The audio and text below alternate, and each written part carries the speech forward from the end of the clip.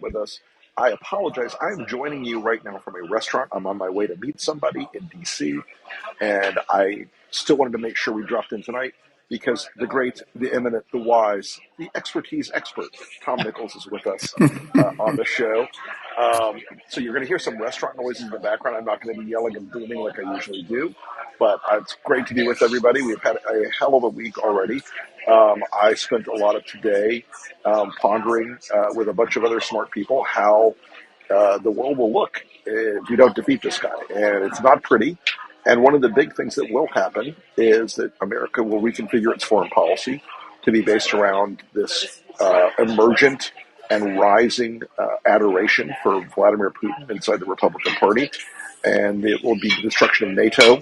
It will be the destruction of Ukraine. It will be the destruction of the 80-year legacy of security in Europe.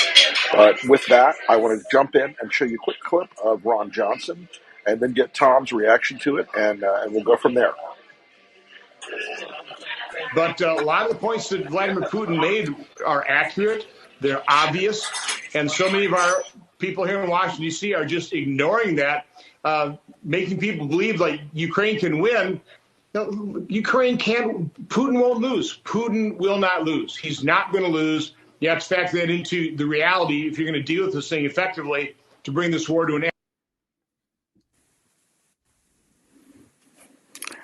Wow. Yeah. I think a United States Senator actually said I would pay good money to hear Tom Nichols react to that. yes, and that's why I'm tossing it to you, Tom, because where did this Putin caucus come from? What is Ron Johnson the alpha creature of it, or is he fighting a fight with J.D. Vance and Rand Paul to be the king of the Putin ass kissers? You know, this always comes up, right? Are people just actually this stupid?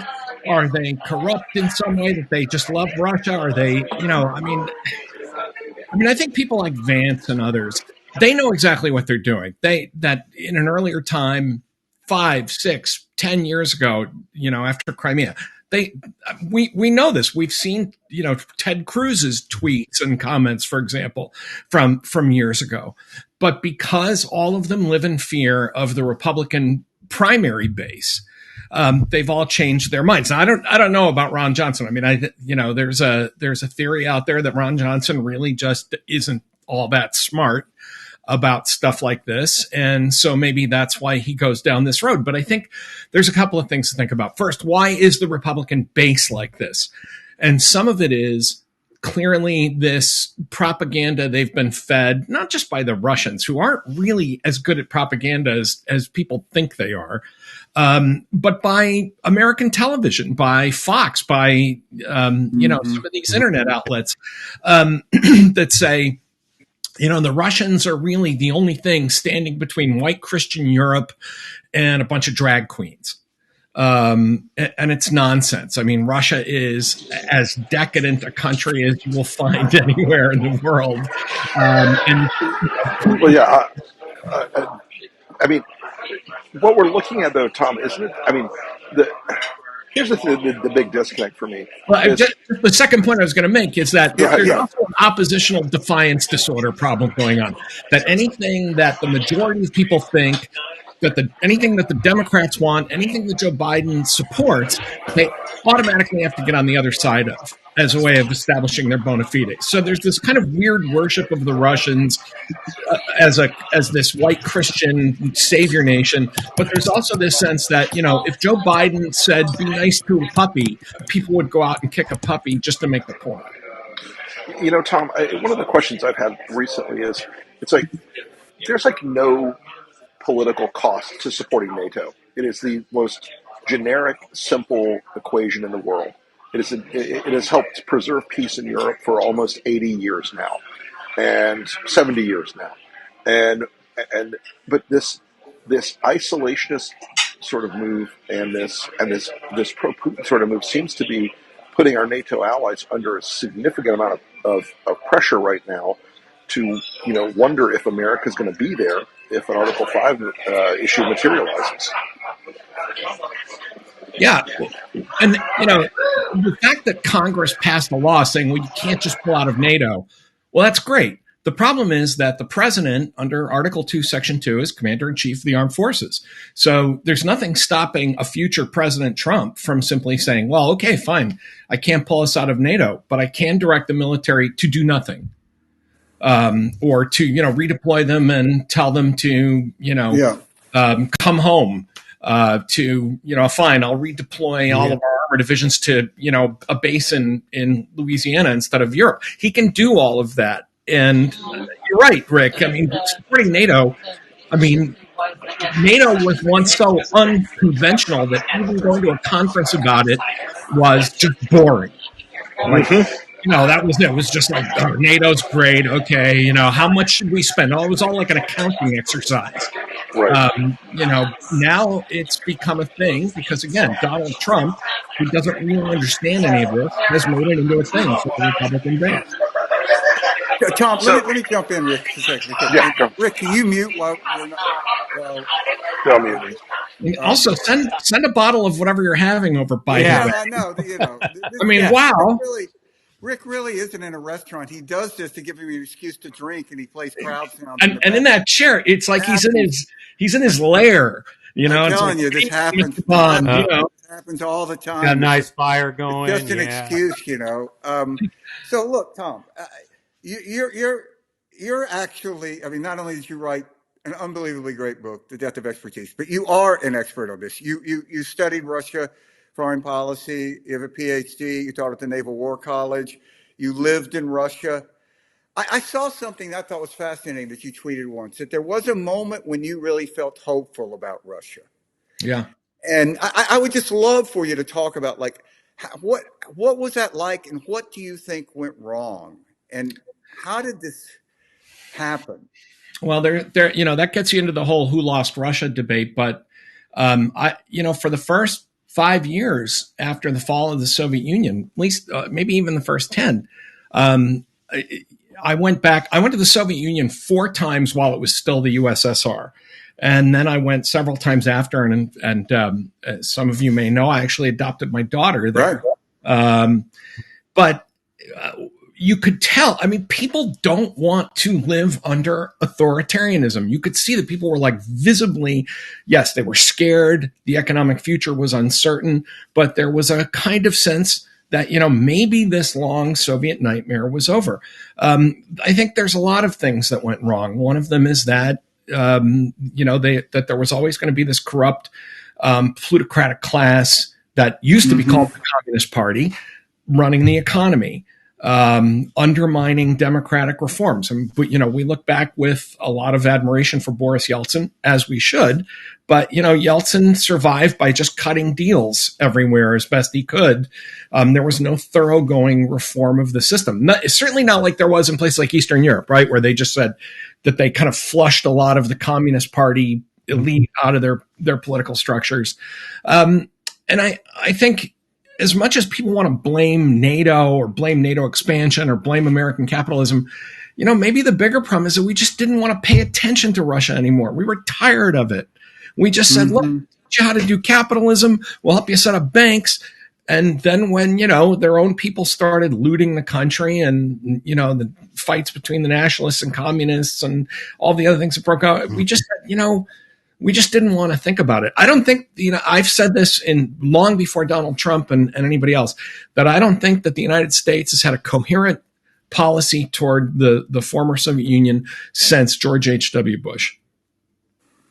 I think everything after that was just improvisation and just not wanting to think about it and kind of dealing with problems as they cropped up, rather than to say, one of the most important things we can do is to stabilize the post-Russian space, the post-Soviet space, and we just didn't do it. It's fascinating to me. I want Joe to weigh in on this. That there was a time when you and I both were coming up, when there was this hawkish wing in the Democratic Party, particularly toward the Soviet Union. And now, as far as I can tell, Bernie Sanders is more hawkish than Trump than Donald Trump, than where the majority of the Republican Party is.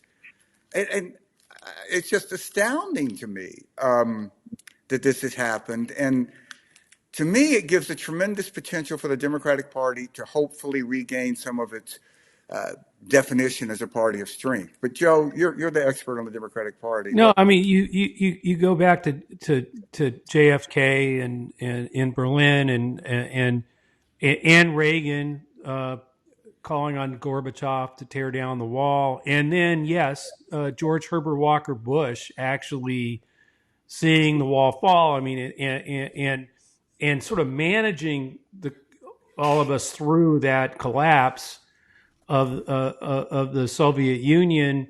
And I agree with Tom, though, that at that point, it just kind of like, okay, it's gone. But, East and West Germany have reunited. It's great. We're going on to let's all go capitalism. learn Chinese. Yeah, Right. let's go. Yeah, and the focus. Let's all go shopping. Let's all go watch TV. Yeah, it's the end of history. Remember that, the whole end of history thing that was out there. I mean, it just it was and it wasn't just Democrats. It was everybody at that point, whether it was George W. Bush, Clinton, et cetera. I mean, it's just. But what I never thought would happen, and what I never thought I can't imagine seeing, is an entire party taken over by a guy who sides with Putin, and they all fall in line. I mean, it's just I even though we all took our eye off this off of it. I get it, and there's plenty of blame to go around, but no one's ever swapped sides like this before. Start cheering for him. Can I just make a point about the swapping sides in a way that's almost unfair to the Cold War Democrats? Because when I was a Republican during the Cold War, I did all the Republican Cold War. I was a defense contractor and I did all that stuff. I never had arguments with Democrats who were as far away from me about Moscow as Republicans are today. Like even the most screaming goofball kind of lefty Democrats of 1984 or 1985 were not as far to the left as the current Republican Party, which now is like, this is like a joke only us old guys are going to get, but it's like listening to the Spartacus Youth League. I mean, it's like listening to Campus Trotskyites or something. I mean, it's beyond a left-right division. And I think, when we say, well, the old Democrats and the old Republicans have switched sides, the Republicans are now on a side that wasn't even on the playing field in American politics in the 70s. 80s. They've gone so far off the edge of the universe in terms of being in the tank for Moscow that I can't even define it as a swapping side. Well, no, even Tom, the nuclear freeze movement came into vogue in the Democratic side was not about. It was about free. It was about nuclear weapons. It wasn't about like caving into the Russians. It was just the Soviets. It's just amazing. That's what I meant. I never thought either of the parties. I mean, the last party, and that's what I'm saying. As somebody who led the Dean campaign against the war in Iraq, I never thought I'd see the Republican Party. Just cave to Putin of all people. It's just amazing. And rationalizing him. Yeah. I mean, that's, when Joe, you talk about the nuclear freeze movement. I was invited back, years and years ago when I was working on the Hill to debate a guy from one of these. I won't say the organization because I don't want to, drag them into it, but it was a very kind of left-wing nuclear disarmament organization. Yeah. And even that guy, the students were asking us questions and a student said, well, I agree. He said to my opponent, he said, I agree with you. I don't think the Soviets mean us any harm at all. And to his credit, this guy very far on the left said, oh no, I think they mean us harm. I just think this is too dangerous. This is like, but we still have to go to these nuclear weapons. But there was this like very sensible of like, no, let's not do that. I think the Soviet, and that's to the, imagine that guy today is to the right of where the American Republican Party is. That is incredible to me. Absolutely. So look, Tom, I got to ask you, how do you see this playing out? What do you think do you think this is going to get through the House somehow? Funding for Ukraine. What are your thoughts on this? Stuart, I am a recreational gambler, but you're asking me to make odds, I mean, the fact that the Republicans in the Senate, enough Republicans in the Senate, I shouldn't say the Republicans, but that enough Republicans in the Senate kind of came to their senses and said, we have to put this thing together. We can't leave Ukraine and Israel and Taiwan all just hanging out there. Maybe that's going to be enough to convince Mike Johnson that, if you're going to do one thing, maybe your legacy shouldn't be that the most important thing you did in your first 5 months as speaker is abandon all of America's allies. That would be the right thing to do. This House, who the hell knows? I mean, they could, for all we know, they could be voting on a new speaker by tomorrow night. Because they're not serious people. I mean, I'm going to do the Logan Roy thing, right? These are not serious people. They are not there to govern. They are not interested in America's alliances, America's position in the world, the well-being of the American citizen. They're there, as Nancy Mace's staff learned, they're there to put their boss on TV every day. They're there to, to generate media hits. They're there to get reelected and survive the every 2-year flaming hoop jump that they have to do to get through to win in their safe districts after they get through these right-wing primaries. So that was all a long way of saying I have no idea. I certainly wouldn't bet on it. Well, let's play this out. If the funding does go through, let's be optimistic about it, right? Say we get the funding does go through. How do you see the war playing out? I mean, this is unlike us. You actually know about this stuff and have studied it. What do you think are the most likely scenarios? Well, I have to, admit to the limit on my expertise here, because I didn't think that the Russians would ever be crazy enough to invade Ukraine and put themselves in this situation. And when they did, I thought, well, if the Russian army is anything like the Soviet military that we thought it once was, they're going to do this pretty fast. So I suspect what happens is if the money goes through and the weapons are going to start, the weapons pipeline is going to open up again. First thing Putin's going to do is escalate, because he's going to be mad. And he's going to try and see if he can sort of pummel the Ukrainians into a shocked backing off, and basically as a way of saying to the United States and Europe, you've made a terrible mistake by doing this, and I'm going to kill a bunch of Ukrainians. I'm going to murder even more Ukrainians than I already have to prove that to you. But then I think, there's going to be some, in Moscow, they're going to say, okay, I guess we just have to draft a lot of more guys and feed them into a meat grinder. The war's not going to end, but at least the Ukrainians, the way I thought this war could end if we cut off aid, is the Ukrainian government, the Russians say, we will just keep killing everybody, within our reach until you create some kind of non-Zelensky government of national salvation that cuts a deal with us to dismember the country.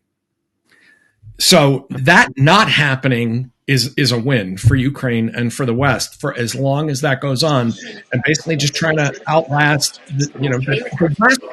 Is something I don't understand why we don't get this. The West industrial capacity far outstrips anything the Russians can do. If the Ukrainians are willing to fight, we have to be willing to give them the tools to help them keep fighting. That's their decision. And if it doesn't go through? Then I think I wrote a piece last week where I said if it doesn't go through, then you get a lot of blood and mayhem. The Russians start just escalating this campaign of mass murder while Ukrainian positions have to keep falling back because of lack of ammunition and weapons. And at some point, the Ukrainians just run out of people and bullets and guns and bombs. And they say, okay, we have to cut some kind of a deal. Now, that doesn't mean that the Russians can march into Kiev. I mean, they've taken massive loss. They lost 2/3 of the armor they had at the beginning of this war. But then they can say, okay, we're going to cut this part where we're sitting is now Russia. This part where our forces are is now Russia. And they'll want to create a kind of rump Ukrainian state in the western part of the country. And then eventually, within a few years, suborn that, a coup, some kind of internal putsch, another Russian attack, who knows? And then from there, the next thing that happens is that they springboard into an action against the Baltics. And then we're in a major war because they're going to attack NATO. Yeah. I what just astonishes me is the inability to see that the Russians would not stop. There is absolutely nothing in their history that would say that they would stop. Well, there is. I mean, when they have encountered tremendous difficulties, when they invaded NATO and they invaded Poland in 1920, and that didn't go very well. And they said, okay, maybe we shouldn't do this. Maybe we have to pull back. And the invasion of Poland didn't pan out. But if they're not stopped, if the price isn't inflicted on them to stop, they'll keep doing it. Joe brought up earlier how optimistic I was about Russia in that first decade of the kind of democracy they had. They also were pretty open. We had a pretty good exchange with them about, what actually would we be fighting about? And now I think even the Russians don't really know why they're fighting. This is all about Putin. And you have to make the cost so high that even the Russian elites are going to say to Putin, we can't keep doing this. But that if the United States pulls back, Putin's going to say, see, you wanted to quit too early? I was right. It'll be like, I hate these Hitler comparisons, but I'm going to make one. It'll be like when Hitler got away with remilitarizing the Rhine or increasing the German army. And he says, because his general staff didn't want him to do that. And when he got away with these things, he said, see, I'm a genius. My predictions always come through. And I think Putin will do exactly the same thing if the West folds on this. Yeah, I think I don't have the expertise you do, Tom, but I mean, you just, if this package isn't passed and Ukraine doesn't have the ability, the ammo to keep up the fight, it's a blow. I mean, it's just, time before Moldova or, wherever he decides to go next, and it will, or the Baltics, happen. He'll test. And that will be, but I also think that it means that in a lot of ways, NATO will fail. I mean, like Trump will get his way because you just can see how it almost becomes inevitable to let's let Moldova go, because if you're going to let Ukraine go, it's just particularly with people like Trump and what the Republicans are doing right now and the doubts that they've put now in the heads of the rest of NATO. If we pull back, I just think it really is a matter of time till it's just a complete disaster, not just Ukraine, but Putin's not, he's reckless, he's dangerous, he's aggressive, he's paranoid, but he's not completely stupid either. And the way he would do this is he's not going to just like roll up a bunch of tanks and defy the West, right? And say, we're here at the gates of Poland, or, we're going to roll across to the sea or something. He's going to do what he did in Crimea. He's going to say, I am protecting the human rights. In fact, I'm doing a humanitarian intervention, just like you Western guys did in Kosovo. And I'm going to defend the rights of Russian speakers in this little corner of Estonia. And I'm going to put little green men in there, and then they're going to ask for Russian military help. And how can I say no? And he's going to sit on a piece of NATO territory. It doesn't have to be bigger than this office. He can just sit on that and say, I have Russian troops occupying NATO territory, and you guys aren't going to do a goddamn thing about it. And he'll just sit there. And Joe, as you just said, he'll prove that NATO isn't real, that NATO fails. That I can put... we've said for almost 80 years, not 1 foot on NATO territory. And I think is looking forward to saying, watch me prove that NATO's a paper tiger.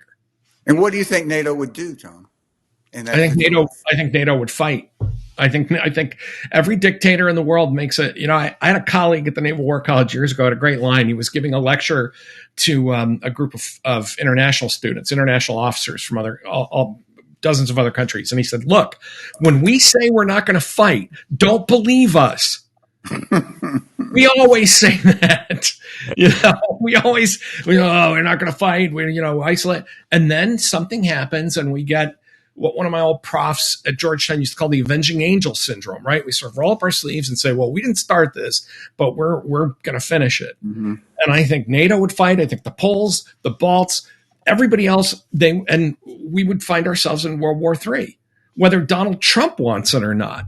I mean, we would be drawn into this. And I think that the American public would turn, at that point, I think they would turn on the Republicans and Trump or anybody else and say, we were all for this isolationist, shakedown of NATO. But with Russian troops on NATO territory, I think you'd see that the Americans would say, okay, this is a step too far. And then we're really in the shit. We're really in, a global conflict that nobody wanted, that not even Putin wanted, because Putin never thinks his plans are going to go bad, even despite how often his plans actually go bad.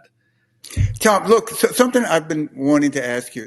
These scenarios that when you read, you say, okay, if Putin went, it could be worse. That someone else could come in that could be more hardline.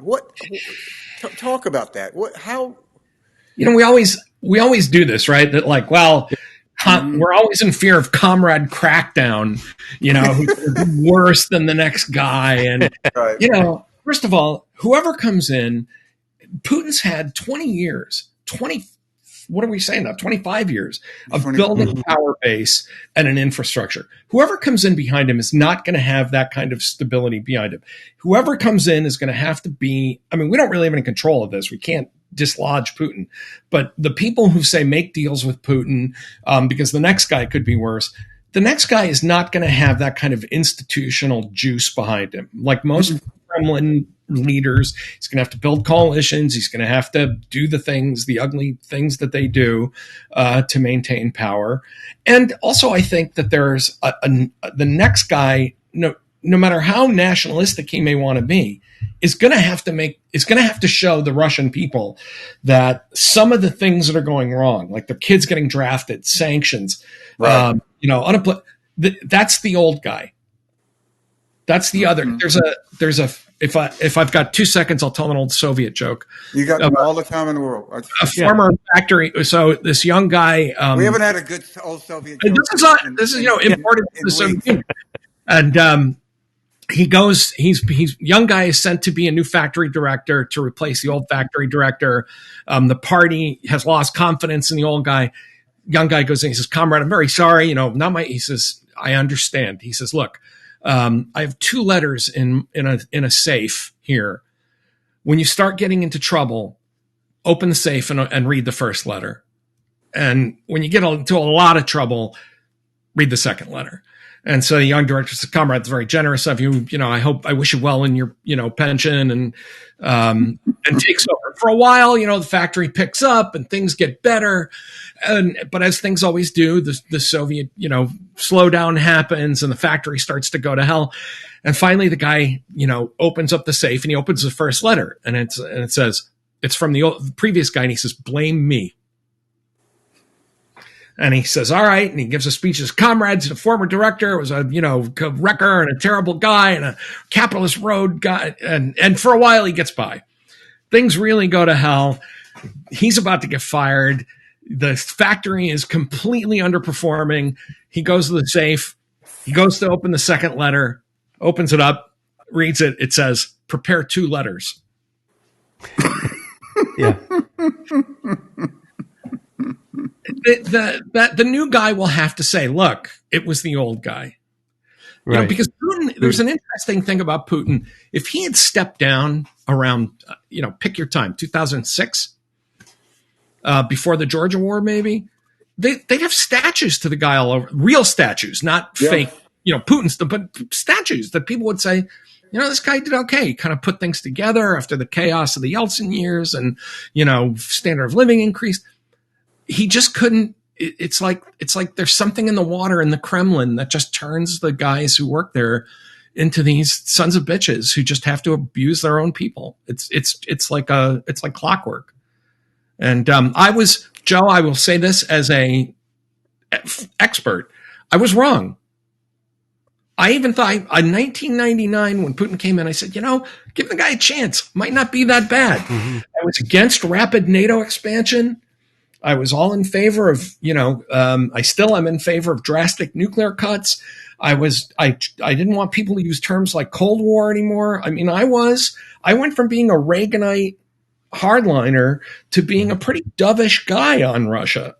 And as I always tell people when they ask me why I changed, the guy that talked me out of all of this was Vladimir Putin.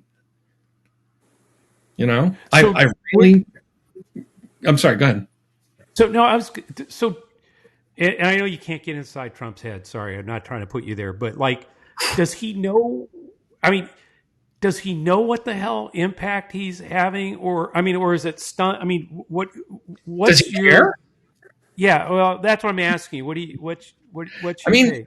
we've all been, we're all veteran Trump watchers here. I think Donald Trump, someone once described his followers as goldfish, but I think that's a better description of Trump, that he just moves and he has there is no past and there is no future. He is just surviving in the moment that whatever is best for him. Right now, he has to regain the presidency to escape punishment for his many alleged crimes that I think some of which he is going to be, lose in court about. And so I think the only thing he cares about is what do I say that works to my advantage in any given moment? And I think he couldn't care less if the Russian army were, trying to roll to the English Channel. I think the only question he would ask is, was this good for me or not? I mean, how does this help me? Yeah. And I think he just doesn't care. I mean, we've all known really narcissistic people in our lives. And I mean, this is really, I think, the basic narcissist problem of saying, I know World War III is going to break out, but what does that mean for me? And I don't think he cares. I don't think he thinks it through. I also think he really is, and I just am firm in this, but I think he is easily the most ignorant human being that's ever occupied a high government position in the United States. I always think of that Fran Lebowitz comment where she said, "You don't know anybody as stupid as Donald Trump. You just don't." I haven't heard that. She said that. That was an old Fran Lebowitz quip. She says, "You don't quip." She said, "You don't know anybody as stupid as Donald Trump. You just don't." And so I think I was told by military guys that had encountered him that he is unbriefable. That he doesn't listen. E. Jean Carroll took Fran Lebowitz on a camping trip to write a story about it for Outside Magazine, in which, and back in the day, and Fran Lebowitz defined her concept of the outdoors, that space between her apartment door and the inside of a cab. But the idea, you think about it now, Fran Lebowitz and E.J. Carroll on a camping trip, like, that would have been great to be there. That sounds like the great setup for a Donald Trump joke, But I do think that's the additional, Joe, to go back to your point. I think that's the additional problem, is that he doesn't care. But even if he cared, he doesn't process information. I mean, he's just not capable of it. Well, I had Simon Rosenberg on my podcast a couple days ago, and he said something interesting. He thinks that Trump has been so outrageous that he literally has to create even something more outrageous than the last thing he did to get the kind of attention that he craves, and to get that high. And so I'm just wondering if what we're starting to see is, with this NATO and other stuff recently, the way he attacked Nikki Haley's husband, where was he? All that's whether what we're about to see is him going deeper and deeper into that outrage machine to keep his people excited, and that it's actually, it's. I don't want to go too deep into dime store psychology, because I'm not a shrink. I think one possible problem here is that the way Trump keeps a lock on the base and keeps that level of 10,000 volts always crackling, is to do the kind of thing that you're talking about, Joe. Right. Because if things ever calm down and become semi-normal, then people start asking other questions, right? They're no longer in the emotional moment. They don't have all this, cortisol flooding through their system. I remember years ago, I saw a documentary about Mogadishu that had a great line in it that applies to a lot of politics. I think they were talking about the warlords in Mogadishu and why they did the kind of terrible things they did on a daily basis. And this American diplomat said, look, for a warlord, normalcy is the enemy. A day in which everything is just normal and things just kind of work is a day where you can't make the case for being a warlord, basically. And I think that translates to a certain extent to politics. Where, Trump thrives on making people believe you're not going to have a country. They're going to change the name of Pennsylvania. That one I'm still trying to figure out. They're going to change the name of Pennsylvania. The country's going to go down. And so every day that goes by, he has to find some way. I guess my point, Joe, is I don't know if it's so much about his narcissistic appetite, which maybe it is, but also he has to keep his supporters just constantly gripping that car battery and shaking, in sort of rage and fear, because that gets him through a lot of the things he needs to argue in terms of, the election's rigged and they're out to get me and I shouldn't ever have to go inside a courtroom and et cetera, et cetera. Before we go, we got to but take a couple of questions from the audience that people have sent in. We got, why are all these Republicans so enthralled to Putin now? Is it just Trump, or could there be something bigger going on? That's definitely for you, Tom. I know this is the question about, are they being blackmailed or compromised? I wrote years ago that I think Trump is compromised by his financial dealings. And he's terrified of what the Russians know about him. But Craig Unger wrote a great book about that. Yeah. And and I think, you don't have to get to the spy novel stuff about, he's an agent and he takes his orders, he's just scared of what they know about him. With the rest of the Republican Party, it's a much easier answer. It is amoral, bottomless opportunism. Mm-hmm. That's all it is. You don't have to think that Ted Cruz or Lee Stefanik or Josh Hawley or J.D. Vance, they're not on some Russian payroll. They like their jobs. They like being in Washington. And if siding with Trump and siding with Russia is how they stay there, then fine. That's what they'll do. They want to belong. I got to ask you one thing here. Were you surprised that Lindsey Graham voted against this? No. I mean, he had the cover not to. I mean, he had the cover to do it if he wanted to vote yes. But, Stuart, are you surprised by anything Lindsey Graham does anymore? My theory about Lindsey Graham is to say that, he changed what happened to Lindsey Graham. I think this is the real Lindsey Graham. I don't think he changed. Really?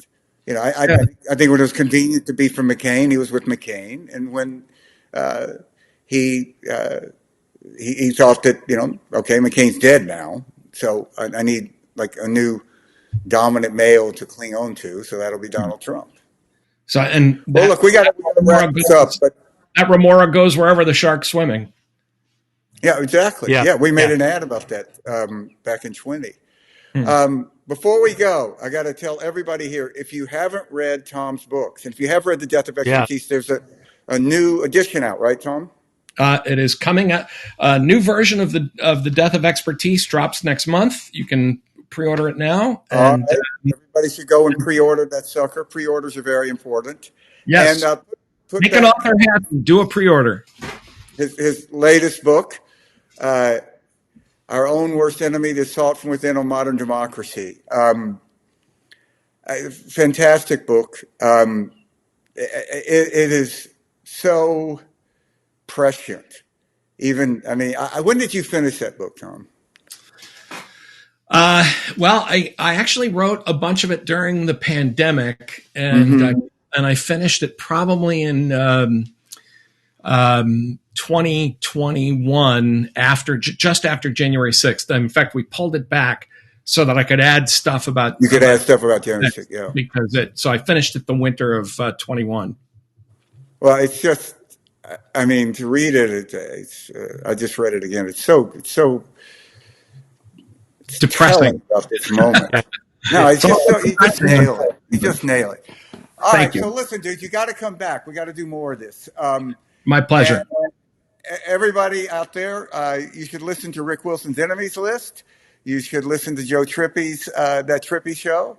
You should Subscribe follow. to the Atlantic Daily. Come and join me at the Atlantic Daily. Yeah, the Atlantic is doing unbelievably great work. Absolutely. Yes.